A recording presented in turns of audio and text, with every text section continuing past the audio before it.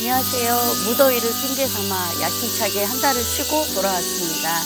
그런데 쉬는 동안 여전히 다른 강의 녹화들로 좀 바빴는데요. 여러분들은 쉼이 있는 여름을 보내셨나요? 이번에는 프란스에서 나온 송미경 씨가 번역한 우리가 사랑했던 정원에서라는 파스칼 퀴냐리 책입니다. 2011년 5월에 여름을 불러들이는 것은 봄의 쇠퇴가 아니라 그 이상의 무엇이다 라는 문장을 퀴냐리에 대한 책을 소개하는 과정에서 만난 적이 있었는데요. 네, 우리가 사랑했던 정원에서는 책과 음악상을 수상했는데요. 퀴냐리는 음악을 영혼으로, 문학을 육신으로 보았기 때문에 문학과 음악을 분리하지 않는 이 상을 받게 된 것이 너무 의미 있다고 이야기를 했습니다. 그는 이 책은 음악에 대한 찬가이며 죽은 이들에 대한 애도가 되는 음악이고 새들의 노랫소리가 담긴 음악이라고 합니다. 세상의 모든 아침이라는 앞의 책은 우리가 사랑했던 정원에서라는 두 가지 책과 비슷한 구도로 퀴냐리가 써내려 가는데요. 먼저 책은 1991년에 17세기 비올라의 연주자 생트 콜롬브의 이야기고요. 우리가 사랑했던 정원은 26년 뒤 2017년에 출간된 19세기 카톨릭 사제이며 최초로 새소리를 기부한 음악가인 피즈 체니 신부의 이야기입니다. 재미있는 부분은 두 책의 기필 동기가 동일해요. 우울증과 겨울을 견디기 위한 글쓰기였다는 건데요. 우리가 우울하다는 것을 빨리 벗어나야 할 어떤 증상이라고 생각하기보다는 최근의 정신건강 측면에서는 우울을 많고 적음의 양으로 봐요.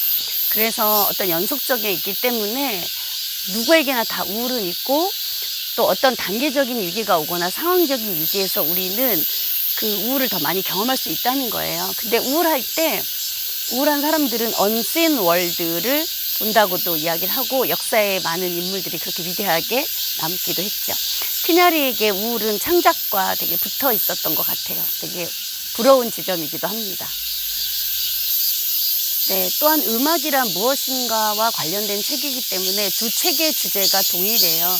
그리고 구성 방식이 과거에 매몰되어 있는 주인공을 소환하고 비록 정보는 좀 빈약하지만 그것을 토대로 해서 퀴냐리의 상상력으로 재구성해냅니다. 주인공들의 상황은 동일하게 사별한 아내에 대한 사무친 그리움을 음악으로 승화시키고 있죠. 그런데 세상의 모든 아침에 나오는 주인공은 자기가 만든 곡을 출판하지 않아요. 그리고 간직해요. 근데 이 주인공은 음악 이전의 새소리 같은 자연의 소리를 기보해서 끊임없이 출판하려고 합니다. 하지만 좌절을 반복하죠. 이 체니 신부에게 있던 현실의 아들을 퀴냐리는 딸로 바꾸어서 여기 책에서 새롭게 구성해냅니다. 장르로 보면 앞의 책은 소설이지만 이 책은 이야기와 산문시 같은 느낌으로 일본 전통곡인 노와 비슷합니다. 노를 좀 더 설명하면 진혼곡이에요. 퀴냐리가 망자인 체니 신부를 불러내고 신부는 죽은 아내 에바를 목 놓아 부르는 이중의 초음곡입니다. 세 명의 배우, 체니 신부, 나레이터, 딸 로즈먼드가 나오는데 퀴냐리는 딸과 엄마인 로즈먼드와 에바를 1인 2역으로 꼭 써야 한다고 했대요. 퀴냐리의 이런 생각은 체니 신부에게 그대로 투사되어서 딸이 엄마가 죽은 그 나이가 되자 딸을 떠나보내려 합니다. 아내의 죽음을 딸의 탓이라고 여기는 체니 신부를 좀 더 이해해 보기로 하죠. 슬픈 가운데서도 불행하다는 생각은 들지 않아. 아내가 사랑했던 이 정원에서, 내가 사랑하는 이 정원에서, 그리고 남아있는 노래 안에서 나는 행복해. 그녀의 정원에서 내가 정말로 행복해지는 이유는 아내가 사랑했던 그 정원에 있으면 나 자신이 그녀 안에 들어있는 것처럼 느껴지기 때문이지. 자, 이렇게 그는 정원을 그녀의 내면 안에 살아있는 자신이라고 여기면서 계절마다 한층 아름다워지는 정원을 찬미합니다. 방금 나왔던 음악도 드보르자기 퀴냐리의 유고집 야생 숲의 노트 새소리 음악 악보를 읽고 나서 작곡한 현악 사중주 제12번입니다. 우리들에겐 아메리칸으로 더 잘 알려져 있죠. 자, 아내는 딸 로즈먼드를 출산한 직후 사망합니다. 그 순간 딸의 생명을 선택했던 체니 신부는 이후에 후회하며 너무 일찍 가버린 아내의 삶을 연장시키고 두 사람의 사랑을 영원 불멸하게 만드는 일이라고 생각하면서 이 늙지 않는 신비로운 얼굴, 계절마다 한층 아름다워지는 얼굴인 이 아내의 얼굴로 다가오는 정원에서 행복을 느낍니다. 그리고는 아내에 대한 사랑을 고백하기도 하죠. 이렇게 두드려서 과거의 먼지를 털어내야겠어. 예전 빛깔을 되살려야지. 두드려서 옛날에 스며든 아내의 채취를 좀 맡아봐야겠어. 감미로운 젊은 땀 냄새가 조금은 날 거야. 우리가 행복한 것은 아직 살아있어서가 아니지. 놀라운 것은 죽어서도 우리는 여전히 서로의 품에 안겨 있다는 거야. 나는 꿈이 기도를 넘어선다고 생각해.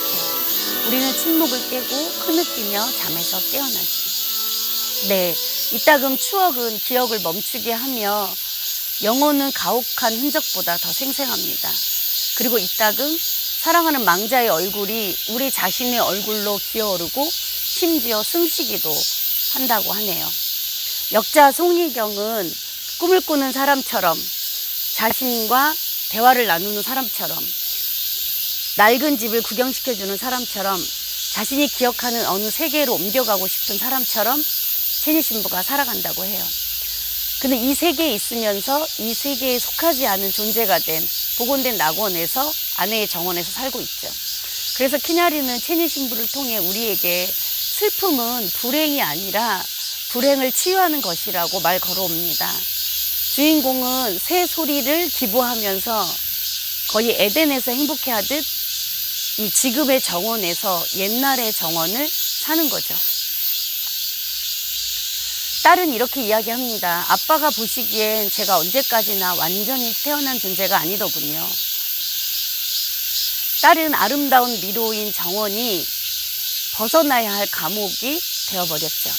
로즈먼드는 아버지의 마음 깊은 곳에 있는 그녀가 엄마보다 더 아름다운 딸을 시샘한다고 말하는 아빠를 떠납니다.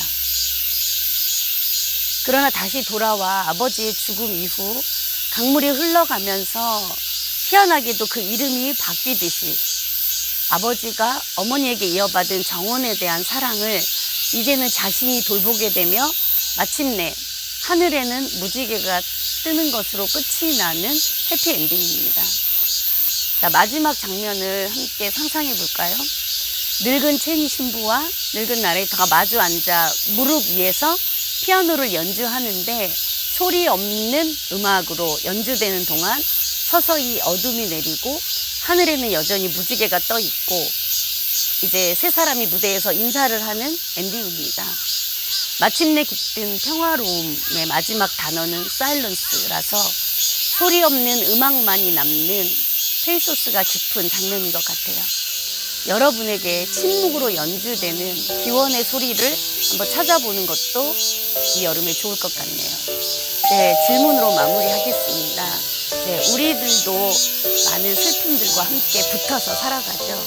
여러분 자신의 것이 된 슬픔으로 치유하고 계신 것은 무엇인가요? 감사합니다.